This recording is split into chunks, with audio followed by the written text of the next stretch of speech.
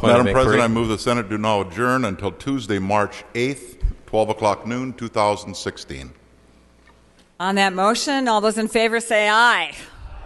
Opposed, nay. Motion prevails. The Senate stands adjourned. Shh, don't leave, don't leave. Senator Bakk. Madam President, I want to take just a moment to thank all of the staff that work for the State Senate for all of their work in a very, very difficult physical surroundings this year with the Capitol under major renovations.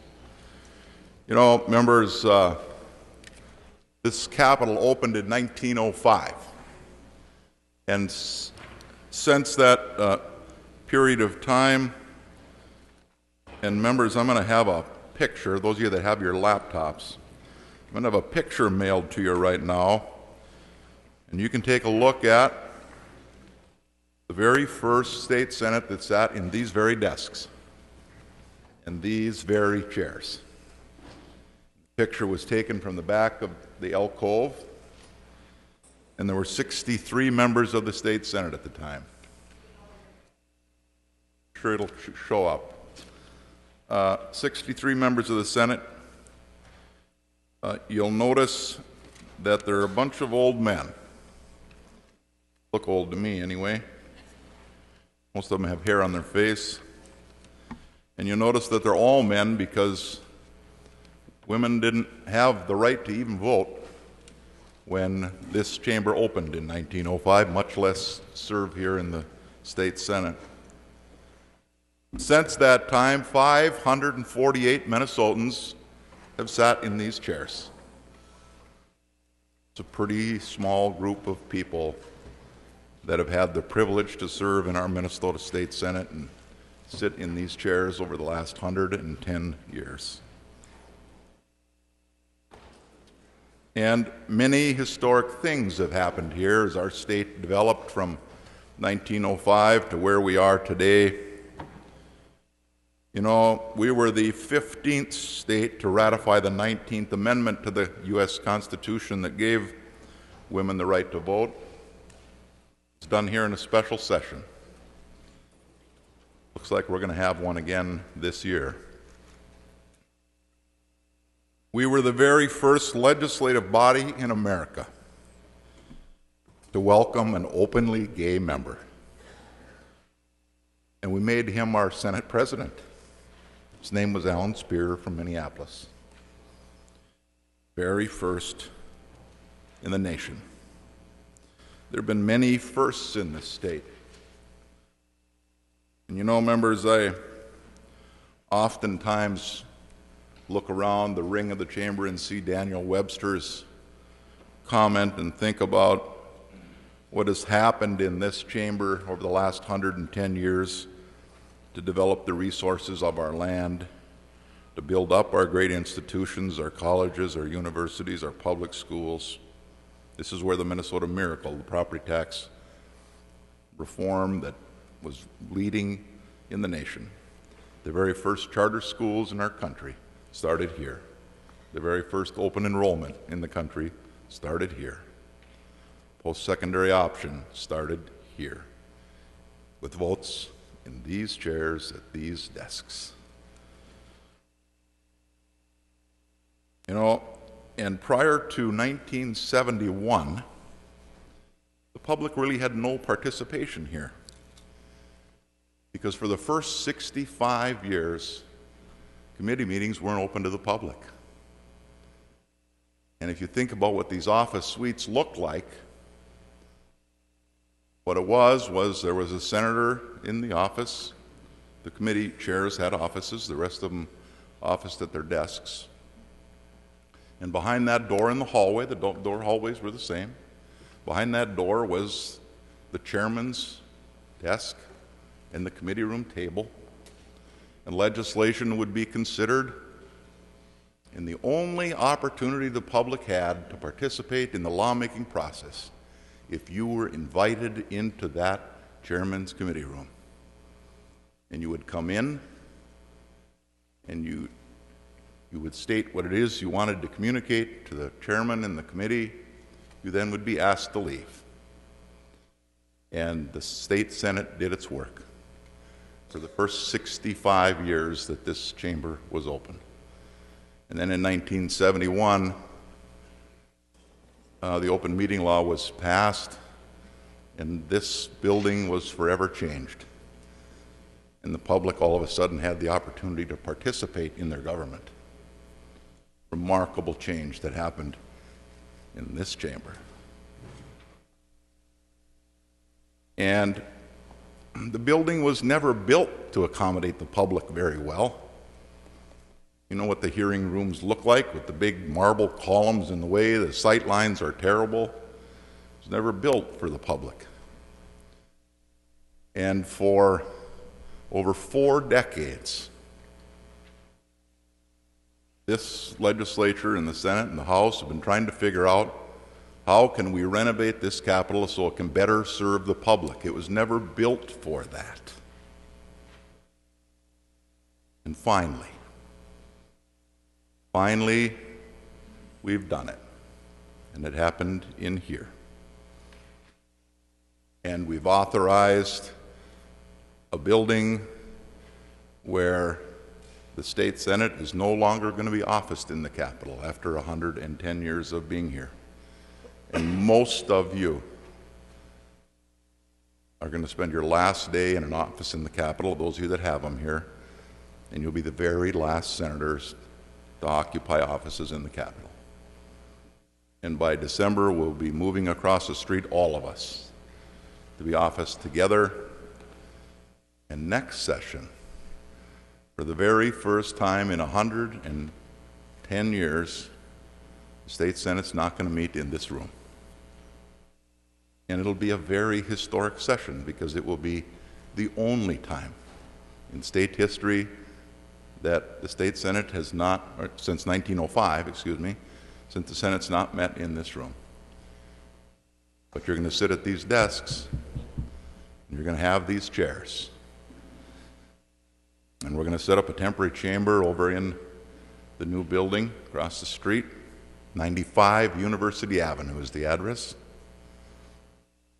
And we're going to cast votes, these same desks, and pass laws that will impact the next generation and the next generation of Minnesotans like people that came here before us did. And then in 2017, they're going to move our desks back here for those of us that are still here. And we're going to take our place, and the carpet's going to be new, but it's going to be the same because it's historic carpet. And red, why is it red? Because red symbolizes the upper body. So it's going to stay red. And we'll go about our work. And I don't think you'll see significant change in the chamber, but I want you to take a look around because some things are going to be different. And what will, I believe, be significantly different, and if you haven't sometime taken the time to look around at the beautiful artwork, it's old, it's faded. And shortly, our desks are going to come out and the scaffolding is going to go up. And we're going to have LED lights, save energy. And the artwork is going to be restored, and I can imagine, I'm just hoping that it's going to have the brilliance of it that it did in 1905 when it originally was painted. And I tell you, I drive up to this building, and this year's different because it's all scaffold at the front. And I have to pinch myself that my constituents have given me the privilege to sit here and make the decisions that we make, historic decisions. The most recent being marriage equality. People push buttons in here and we will never turn back, and the state will forever have been changed, and the lives of so many people have been changed. And there have been so many historic votes over 110 years here. So I'd like you to just take a minute and reflect on the great privilege you've been given. Take a look around the room. Because next year will be different. But in 2017, it'll be the same. Our desks will be back. And Senator Westrom, I want to tell you a little story about why we have glass on our desktops. It's not to protect it from the water. It's because these desks are 110 years old. And they've been finished many times. And the last time they finished them, the veneer got very thin. And they thought, we better cut glass for these desks if we're going to preserve them forever into the future, because the veneer is so thin they likely can't be refinished again. So, Senator Westrom, I know I told you that that was there to protect the wood.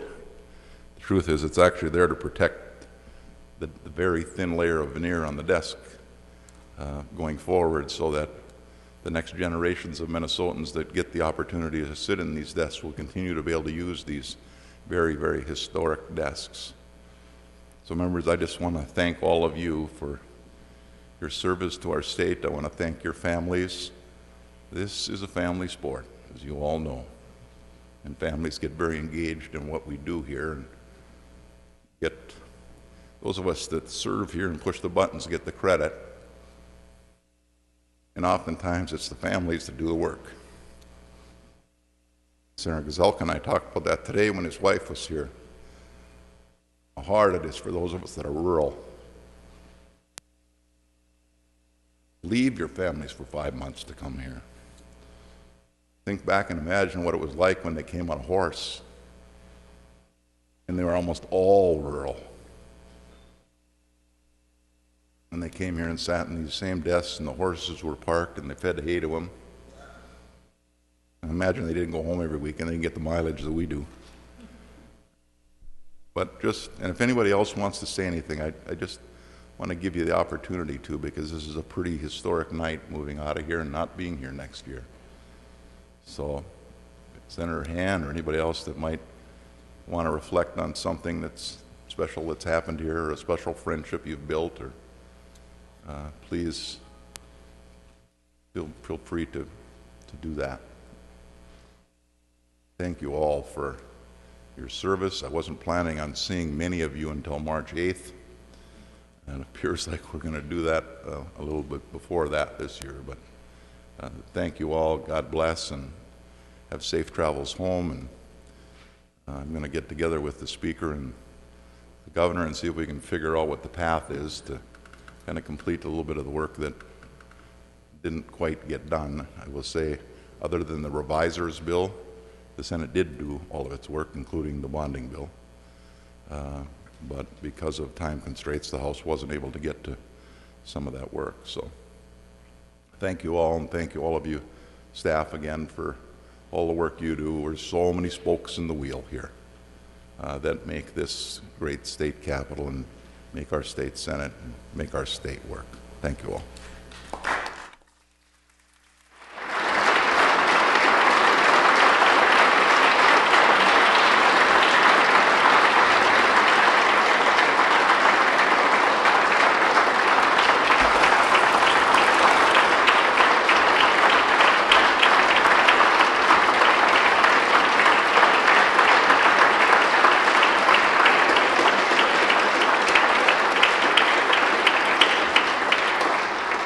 Now the Senate is really adjourned. Have a great summer, everyone.